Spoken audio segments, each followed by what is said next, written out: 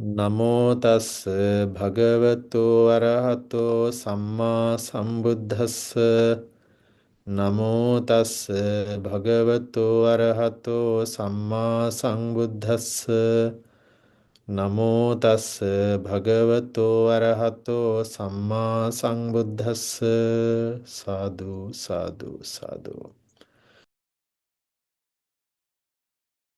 Number 3, and what ananda is the perception of unattractiveness. Here, a bhikkhu reviews this very body upward from the sole of the feet and downward from the tips of the hairs, enclosed in skin, as full as many kinds of impurities. There are this body hair of the head, hair of the body, nails, teeth, skin, flesh, sinews, bones, bone marrow, kidneys, heart, liver, pleura, spleen, lungs, intestine, mesentery, stomach, excrement, bowel, phlegm, pus, blood, sweat, fat, tears, wrist, saliva, snot, fluid of the joints, urine. Thus, he dwells contemplating unattractiveness in the body. This is called the perception of unattractiveness. And what ananda is the perception of danger. Here, having gone to the forest, to the foot of a tree, or to an empty hut, a bhikkhu reflects thus: this body is the source of much pain and danger, for all sorts of afflictions arise in this body, that is, eye disease, disease of the inner ear, nose disease, tongue disease, body disease, head disease, disease of the external ear, mouth disease, tooth disease, cough, asthma, catarrh, pyrexia, fever, stomach ache, fainting, dysentery, gripes, cholera, leprosy, boils, eczema, tuberculosis, epilepsy, ringworm, itch, scab, chickenpox, scabies, hemorrhage, diabetic, hemorrhoids, cancer, fistula, illnesses originating from bowel, phlegm, wind, or their combination, illnesses produced by change of climate, illnesses produced by careless behavior, illnesses produced by assault, or illnesses produced as the result of karma, and cold, heat, hunger, thirst, defecation, urination. Thus, he dwells contemplating danger in this body. Thus, this is called the perception of danger. Thank you, sister.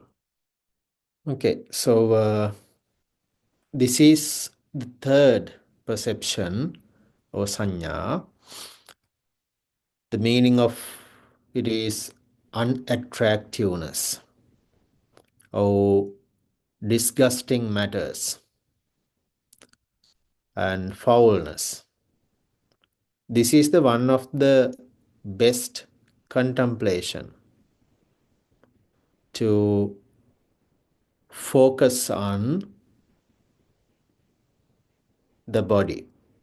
Also, this helps to reduce, this helps to suppress, this helps to clearly understand or clearly uproot the specific portion of our defilements.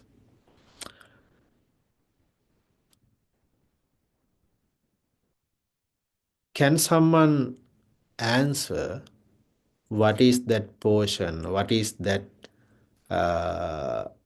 defilement that we can uproot by practicing unattractiveness or foulness? What is your insight about it? Maybe just one answer is enough.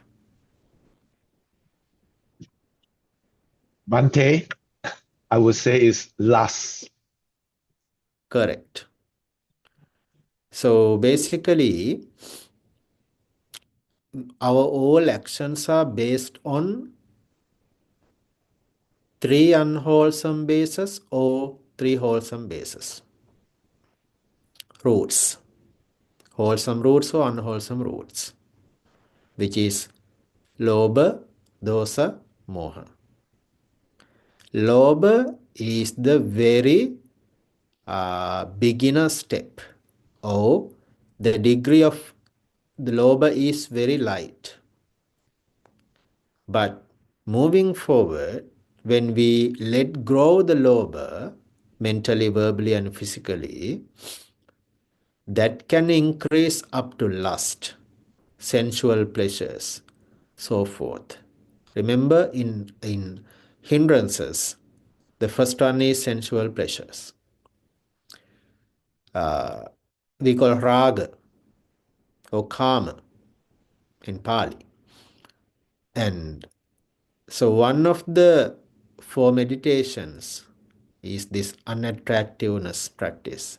So Buddha mentioned 4 types of meditations for 4 reasons. So metta bhave tabba vyapadassa pahāna. We should practice metta, loving kindness, in order to overcome anger. Asubha bhave tabba ragassa pahāna. So we have to practice asubha or foulness in order to overcome lust or raga. Ānāpāna sati bhavyastabha vitakkupaccedāya. We have to practice ānāpāna sati or breathing meditation to suppress or to overpower the thoughts, to overcome the thoughts, have the concentration. Also, anicchā bhave tabba asmimāna samugghahataya. We have to practice anicchā or impermanence in order to overcome the egoness and selfness. So in this case, this contemplation of the bodily components is important to overcome the lust, attractiveness, or the pleasures. Don't afraid of that. This lust does not remove at once. We have to apply the practice. And here we have 20 of solid components and 12 liquid components. 32. There are 32 bodily components, physical components. And then they compare to 4 great elements. And what do you think? In this passage, in this teaching, how many reflection meditations are here? Can someone answer? Remember, we talked about reflection meditation, recollections. Here, when we single out this portion, how many recollection meditations are available here in this passage? 32. Why? We can take these components, these parts separately as one single practice. And then we separate out them and take them separately into the practice. We don't need to focus on them as a bunch, but we can take them separately to practice. And therefore, this is a contemplation of the body as well. It comes in satipatthana, in kāyanupassana. So when someone contemplate or reflect on these components, which means that person is able to suppress the lobha, raga, and lust or desire, clinging, craving, and attractiveness to the body, internal body and external bodies as well. So Also, this practice comes as samatha and vipassana as well. When we just reflect on the components, parts of the body, they can concentrate us. They can bring samadhi. Also, when we go through the 4 great elements, comparing these components to the great elements, and that completely becomes a vipassana practice, because we're seeing through it. And there's another practice we call 9 charnel ground. How the dead body is being decomposed gradually in 9 steps, and the body goes back to the earth. So here in this teaching, we practice asubha saññā. Asubha means foulness, disgusting matters, impurities of the body. And this body always subject to change, subject to decay, subject to die. So those things can happen, and also deterioration and everything. So we born to the world as a kid, as a child, and then now we have grew up. We are grown people, and we can see the changes with gray hair and wrinkled skin and broken teeth and so forth, and so many achings of the body. And then when we observe this practice or this teaching, we make our mind to understand that and to deal with these changes easily. If we do not think about it, if we do not understand the reality or the nature, and we keep worrying, oh, I have this and that, so many cries, so many worries. But when we understand it, we know how to face to the nature. So that's the asubha saññā, the third one. I don't want to go with all these words, but you may just go through it later, and you can understand. And then number 4. Number 4 is perception of danger or drawback. Danger means ādīnava. Ādīnava means the repercussions or outcomes. And here Buddha has stated all the disease, all the illnesses that we can have. So I will not go through these words, that because some of the words are very old, and then the terms are kind of different to the present world, but still they remain as illnesses, and many of them are easy to understand too. So the point of this teaching is, when we think about us, we think everything is permanent. Nothing changes. This teaching teaches, no, everything changes. We all can get sick. Any of us might have any of these sicknesses, at least one. See, old days, people had only 6 sicknesses. They had only 6 sicknesses. They had cold and the heat, urinating, defecating, and hunger and the thirst. But nowadays, we have all sorts of sicknesses. That because of our mental, verbal, and physical behaviors.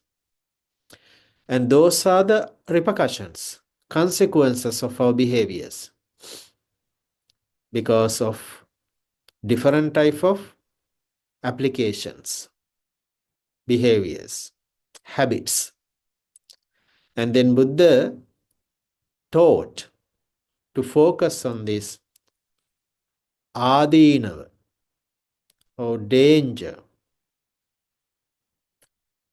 that helps a person to realize how this life goes on with these natural experiences, natural happenings. We all are incapable of escaping those sicknesses. We have any of them. And therefore, it's better to focus on these happenings or sicknesses. It means we can understand, we need to understand these sicknesses are subject to all beings.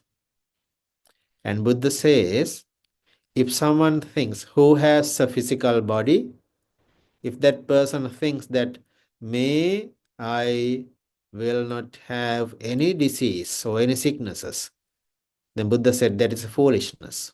That's ignorance. Because everyone is subject to have these sicknesses. No one is capable to hide from it. Then when we have a body out of 4 great elements, we all need to understand we cannot hide. We cannot stay away from these. That's the way it is. And then by seeing through these, what we have to do, we need to understand, if I come back to this world, again, I have no choice. I have to go with the flow. I don't have a choice.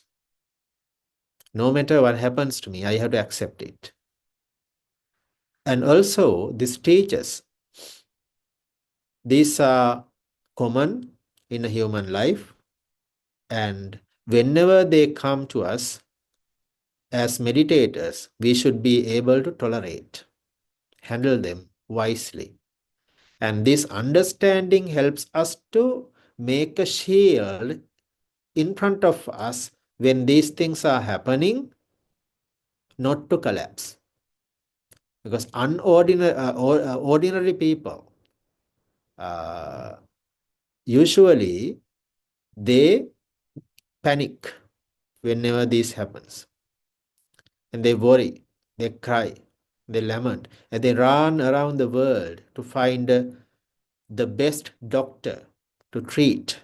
Yes, we should treat ourselves, but it's not only physically, we should treat mentally as well.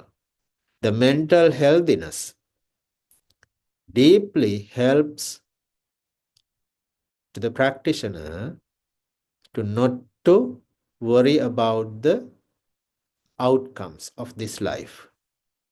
It makes a big understanding or a shield not to fight for the nature. But we all should get treatments when we are sick. That's a must. But still, that understanding, that wisdom, that keenness will help a person to reduce the stress of the sickness. Because sometimes that unknowingness is a big mess, because without understanding the nature, when we face the situation, we don't know how to handle it. Then we are so much stressful. Then the treatments don't work properly when we are tension and stressful. That because of the ignorance, not understanding. So when a person is fully aware of the factors and the nature, that person easily faced with the situation. We know we are born to the world and everything is happening to us. These are bonus and they follow us. We don't have choice. And then we accept the consequences. At the same time, we have a steady, strong, firm mind which can accept the real, true nature. That is the ādīnava saññā. So I thought we better get those two together. It's easy to understand and spend time with this. And if you have any concerns, please raise them and we can have a conversation on it. After hearing your teachings, I seem to gather that the mental faculty is slightly more important than, or seems to be a very significant factor. Can I associate the mind with consciousness? I'm not clear on these two issues. Thank you for the question. And here in this context, Buddha mentioned only the physical aspect, only the physical changes, especially in the ādīnava saññā. So when we focus on the physical body, it is a different thing. And when we focus on the mental aspect, there are so many mental diseases as well and mental illnesses as well. But we need to observe the both. And in this teaching, from this teaching, what we have to understand is when the physical body is not in the good condition, the mental condition also changes. Then we are so much distress and tension and worries, cries, lamentation, and so forth. And always, even without understanding these factors, I can see how many people run to the churches or the temples or the kovils or wherever to see the blessings. Right? Why? The world is not ready to accept the nature.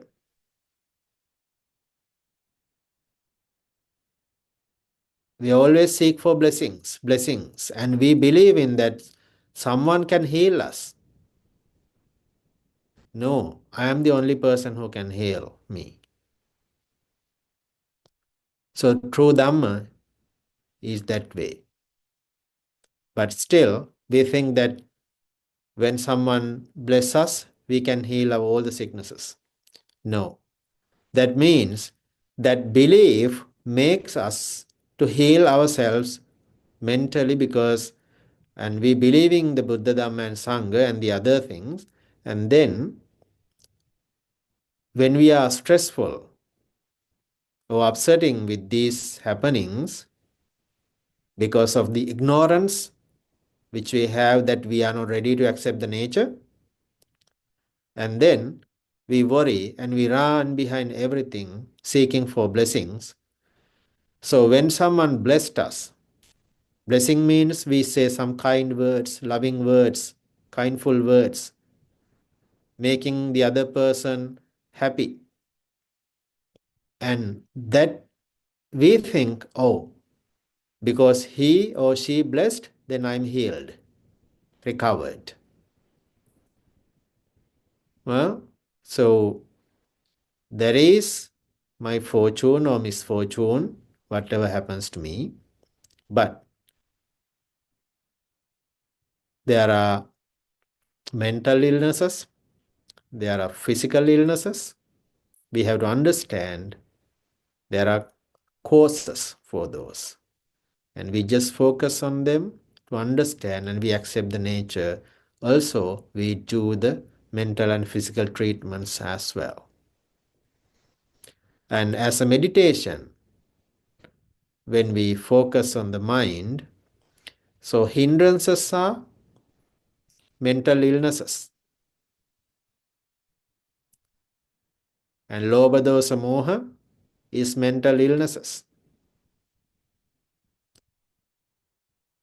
And then, because of these mental illnesses, we cannot tolerate the physical illnesses, sicknesses.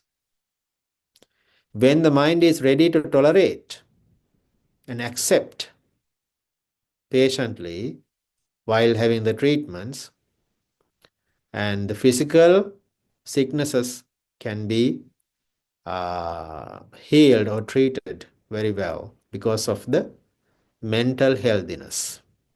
Meditation is a good way to have to be mentally healthy. And the wisdom. So I hope I provide enough details for you. Bhante, Yes, sister. if someone is suffering from the mental illnesses, I mean, the origin is actually mental, right? So does that mean that, this sutta don't apply? Here we have 10 of them. Moving forward, we have some of the solution for mental illnesses. Does that mean the solution is not found here, it's found somewhere else? No. We have some context in this sutra as well, so we can discuss them in the future. Okay, thank you, Bhante. Okay, so we can wrap the program for today and do the anumodana.